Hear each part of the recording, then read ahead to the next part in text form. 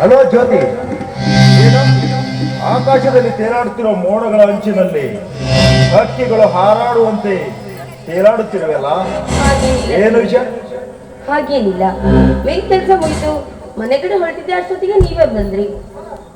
ಹಾ ಜ್ಯೋತಿ, ನಿನ್ನಿಂದ ಒಂದು ಮುಖ್ಯವಾದ ಕೆಲಸವಾಗಬೇಕಾಗಿತ್ತು. ಅದೇನಂತ ಹೇಳಿ.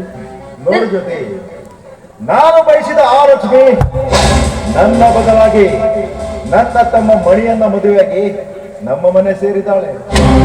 ಸಂತೋಷದಿಂದ ಜೀವಕ್ಕೆ ಕಾಲ ಕಳೆಯುತ್ತಿದ್ದಾಳೆ. ಅದಕ್ಕಾಗಿ ಸರಸ ಹುಟ್ಟಿದವರ ಜೀವನದಲ್ಲಿ ವಿರಸ ಹುಟ್ಟಿಸಿ ಅಣ್ಣ ತಮ್ಮಂದಿರನ್ನ ಆಚೆ ಹಾಕಬೇಕು. ನಂತರ ನೀನು ನನ್ನ ಮದುವೆಯಾಗಿ ಈ ಮನೆಯಲ್ಲಿ ಬಾಳಬೇಕು.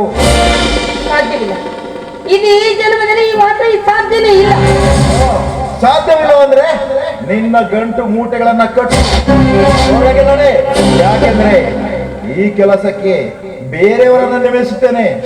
ಹಾಗೆಲ್ಲ ಅನ್ಬೇಡಿ ಅಪ್ಪ, ನನಗೆ ದುಡ್ಡಿನ ಅವಶ್ಯಕತೆ ತುಂಬಾ ಇದೆ. ಆದ್ರೆ ಈಗ ನನಗೆ ಕೆಲಸ ಬಿಟ್ಟು ಹೋಗುವಂತ ಮಾತ್ರ ಹೇಳ್ಬಿಡಿ. ದೇವ್ರಿ, ಯಾಕಪ್ಪ ಇಂತ ಈ ಕಠಿಣ ಕೆಲಸಕ್ಕೆ ಸಿಗಾಕ್ತಿದ್ಯಾ? ದೇವ್ರಂತ ಸೂರ್ಯನಿಗೆ ಈಗ ತಾನೇ ನಾನು ನಿಮ್ಮ ಮನೆಯನ್ನ ಆನಂದವಾಗಿರ್ತೀನಂತ ಮಾಡಿಕೊಟ್ಟಿದ್ದೀನಿ. ಈಗ ಈ ವಿಶ್ವನ ಮಾತು ಕೇಳಿ ಆ ಮನೆಗೆ ಬೆಂಕಿ ಹಚ್ಚ ಕೆಲಸ ಮಾಡ್ಬೇಕಾ? ಯಾವುದು ನಂಬಬೇಕು, ಯಾವುದು ಬಿಡಬೇಕು ಅನ್ನೋದು ಗೊತ್ತಾಗ್ತಿಲ್ಲ.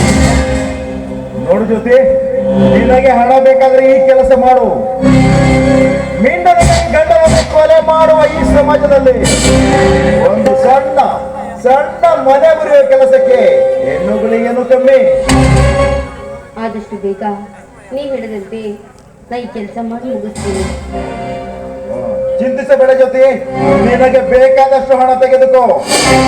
ಯಾಕಂದ್ರೆ ಪ್ರಾಯ ಇರುವುದರೊಳಗಾಗಿ ಇಂಥ ಕೆಲಸಗಳನ್ನು ಮಾಡಿ ಹಣ ಗಳಿಸಬೇಕು. ಯಾಕಂದ್ರೆ ಪ್ರಾಯ ಹೋದ ಹೆಣ್ಣು ಕೊಳೆತು ಹೋದ ಹಣ್ಣು ಎರಡು ಒಂದೇ ನನ್ನ ದೃಷ್ಟಿ. ಬೇಕಾಗಿರೋ ಮಾತು ನಿಜ ವಿಶ್ವ. ನಮ್ಮಣ್ಣ ಕಷ್ಟದಲ್ಲಿದ್ದ ಸಮಯದಲ್ಲಿ ಅವನ ಕೈ ಹಿಡಿದು ಅವನಿಗೆ ಸಹಾಯ ಮಾಡಿ ಸಾಕಷ್ಟು ದುಡ್ಡು ಕೊಟ್ಟಿದ್ದೀರಾ. ಹೀಗಿರುವಾಗ ನಿಮ್ಮತ್ತ ಮಾತ್ರ ನಾವು ಕೇಳಿದ್ರೆ ಆ ದೇವ್ರು ನಮ್ಮನ್ನು ಒಳ್ಳೇದು ಮಾಡ್ತಾನ. ನೀವು ಹೇಗೆ ಹೇಳ್ತೀರೋ ಹಾಗೆ ಆಗ್ಲಿ. ಹಾಗಾದ್ರೆ ಈ ಸಂತೋಷದ ಸಮಯದಲ್ಲಿ ಒಂದು ಗೀತೆಯನ್ನ ಹಾಡಿ ನನ್ನ ಮನ ತಣಿಸಬಾರದು. ಯಾಕೆ